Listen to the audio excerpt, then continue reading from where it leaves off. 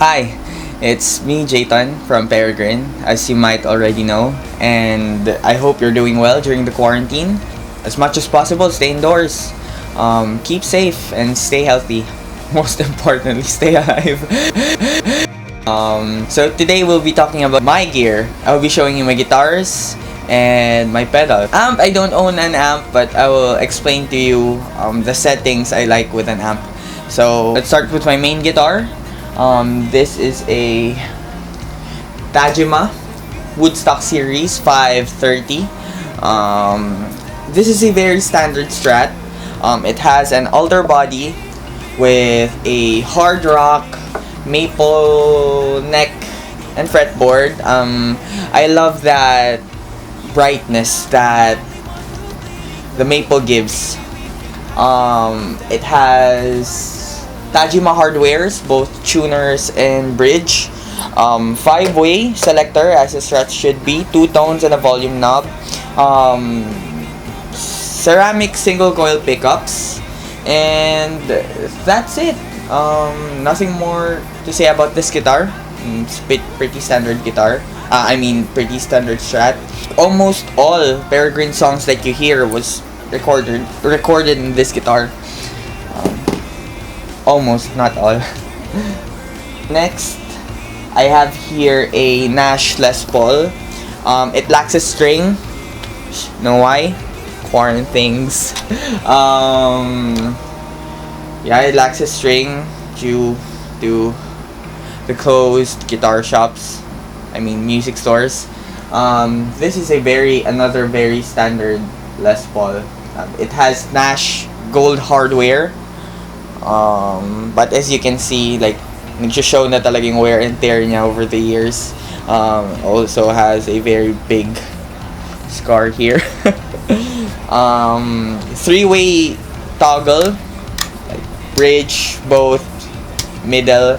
It has 22 frets, same as the Tajima. This one has a swamp ash body, mahogany neck, and a rosewood fingerboard with block mother of pearl inlays. This one is a bolt-on. Not a standard with Les Pauls. Usually they're one piece or a set neck or a set through. I think that's what they call it. It has 4 knobs, a separate tone and volume for each pickups, and I use this for half-hearted, but I'm retiring this one. Nothing more to say but this guitar. It's very standard. And I also have a Fender Telecaster, a 50s one. I'm not sure of the color, but it's kind of a green bluish color. I don't have it with me, it's with Jaja. It has a hard rock neck and fretboard, 21 frets, black dot inlays, the same with my Tajima, and it's a 50, so I have the ashtray bridge and Fender hardware. With the pickups, I'm not really sure. I think it's a 50s Alnico pickups. I'm not really sure. I bought it off a friend from Jenna Mojica. Check out Saika. That's his band. 3-way toggle, pretty standard Tele, I say. Talking about tone, swamp ash and maple gives the best bright tone, I say. We all know that ebony fretboards are brighter and spankier than maple, but the maple looks spankier, aesthetically. So that's all for my guitars. And I have another Strat. It's a project guitar. Maybe Ryan will just flash the pictures of those guitars in this vlog. So that's all for the guitars. Now I'll be showing you my pedals. This is my pedal board, and one thing about this pedal board, this is a Lazada pedal board. So these are all low-end pedals, but they work for me, so I'll go with that. Any live playing guitar player, should always have a tuner. So that's why my cleanest signal enters this Moore baby tuner. Like, playing in tune live is the law, and don't play out of tune live. Like, and one thing I can say about this pedal is that it's really responsive for a cheap pedal. I tried other Lazada pedals, like other Lazada tuners, and this one is the best. It's really responsive and really accurate. It's really sensitive as well. I could compare it to high-end pedals, but joke lang, not really loving your own. But like, you must have this. This is a very good tuner. And then after that, I have this wah, an Ottawa by Moore. You might be wondering bakit Ottawa. Because wah in an expression pedal form, like when you're doing solos, is really a hassle live. Like, instead of moving or interacting or like focusing on your shred, mas iniisip mo pa yung pag galaw mo ng paa. Tormento sa mobile PS. Yun. I have it on the low pass settings, low pass cut. Range is middle lang, parang frequencies niya. Rates low. I only use this for coming home to you. So yung settings niya for coming home to you lang talaga. And then after that, a compressor. Like, a compressor is an essential when you're playing cleans together with a live band. Kasi you cut better through the mix. And second is like yung mga notes na doesn't really shine. With this, like, naririnig mo siya lahat because it squishes the frequency. After that, the Coco booster. Like, I only use this for solos when I need to cut through. Like, I need a volume boost. But this is not a clean boost. I wanted a clean linear power boost, but all I could afford was this. And also micro siya. Ang liit ng pedal board ko, so kaya micro lahat ng pedals ko para to cater all of them. May gain siya, which I don't like, especially when you're in a band who has a clean tone. I mean, clean yung guitar settings. Like, we're not on the dirty channel sa amp. So, these two are the cheapest pedals on my pedal board. Like, 900 pesos lang, something. Cheap talaga siya. For the compressor, like, nasa mid compression lang ako. Almost low pa nga to. And then attack at a very fast rate. Level depende sa mix sa amp. And then booster, all yan sila nasa 1 lang. Like, tiny boost lang talaga. Ayoko ng too much boost. And yeah, one thing I forgot to mention earlier, there is no proper way on arranging your pedals, but there is a logical way. And then yung arrangement ko dito is, I think, the logical way to arrange your pedals. And then next, after that, I have this more Hustle Drive. This is the second-hand pedal. This is a replica of the full tone OCT. Bisto nga kasi may high pass and low pass cut siya, and also the tone drive and volume. I love this pedal. Grabe tong pedal. Like, subtle lang talaga yung touch niya.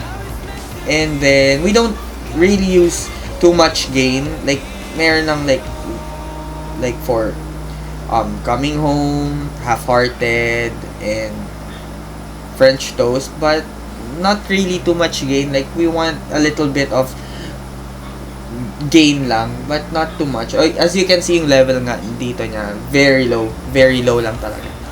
And then after that, to my tone shaping pedal, this is a Moore Graphic G.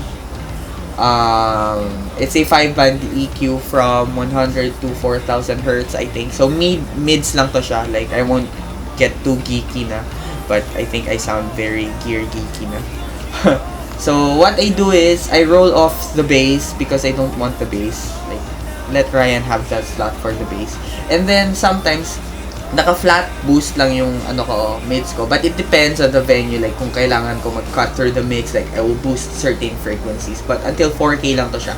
So, mids lang talaga. Ginagamit ko siya to tone shape, like, rolling off the bass lang. And then after, I have a 1 meter wire. This is Jaja's. I borrowed lang. And then, it goes through this wherein noise gate on the hard cut setting. And then, maybe you're wondering na, bakit bro, noise gate mo nandyan and not in front of the guitar? Because, yun nga, this is the logical way. The compressor, the booster, the EQ, especially when you're boosting mids and treble, like, it boosts the hissing talaga. The overdrive, may noise to sila. That's why nandito yung noise gate ko. Like, para isang beses na lang yung pag-cut niya. And I tried that setting na yung nilalagay in front of the guitar, like somewhere here, like before the wah. But kinakat niya too early yung signals, and then nawawalan ka ng sustain.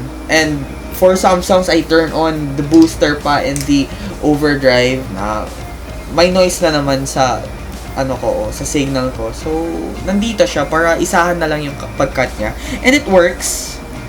It works. And then after that, we're now the modulation. I have here a more Ensemble King. This is a chorus pedal. This is a Peregrine Essential. If you're playing Peregrine songs, always on to. Like, I don't think we have a song yet na wala to. We really like that 80s, the 1975 pale waves-ish sound. Yung mga ganun.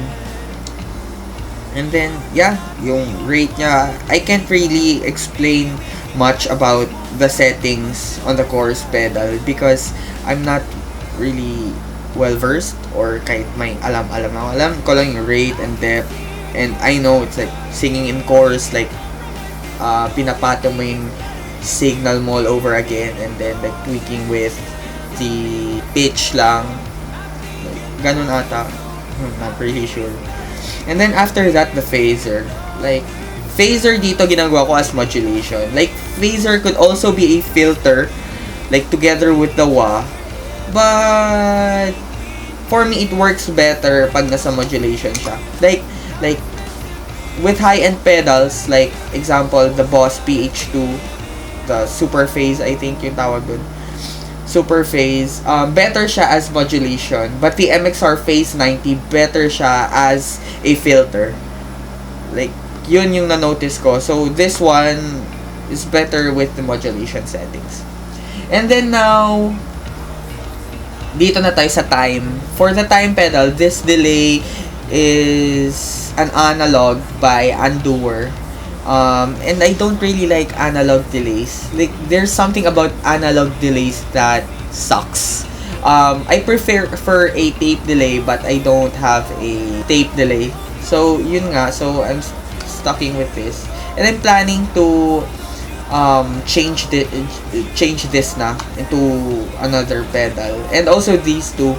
Like, I want something better lang, like with a clean boost. And then the compressor, the yellow compressor by Moore. So yun yung time ko. And I only use this for Coffee in the Evening and other unreleased songs. And then after that, now we have with the space na. Like this, the space na. Like here, I have two reverb pedals. I start with the Shim Verb by Moore. It has a room, spring, and shimmer. So, eto minsan always on, or minsan like for stuffs lang. Like, kung yung amp may spring reverb na siya, I put this on the room setting. But if wala, like it's on the spring setting and always on siya. So, lastly, I have this Quave digital reverb, and it has 9 presets. And I use it for hall lang, like for bigger sounding venues. So, yun. This is my pedalboard, and it's powered by 2 power supplies, ISO power, and then wala na akong electric tape, kaya tape na lang. So, yun. I'm wrapping up my pedalboard. So, yun. Yun yung guitars ko and also my pedals. So now, lastly, I'm going to talk to you about amps. So for amps, again, I don't own an amp. But, usually I start off with everything at 12 o'clock. And then I tweak it from there. Sa bass, sa low pass, I roll it off to around 3 to 4. It depends on the amp. Mids, around 6, 6.5. Also with the paramids, like same. And then for treble, like 6.5 to 7, something like that. And then, maybe you're wondering bakit mas mataas yung bass ko kaysa sa mids. Kasi diba dapat mid-ranges, something blah blah blah blah blah. Yeah, kasi nag-tweak ako sa graphical EQ ko. So, that's why. And I think graphical EQs are better than parametric kasi you can really go for the tone that you're looking for. So, yun. So, thank you for having the time to watch. This might be a lengthy video, but thank you. And keep safe. Half-Hearted music video is out now, so watch it on YouTube and share it with your friends. Thank you. Bye-bye.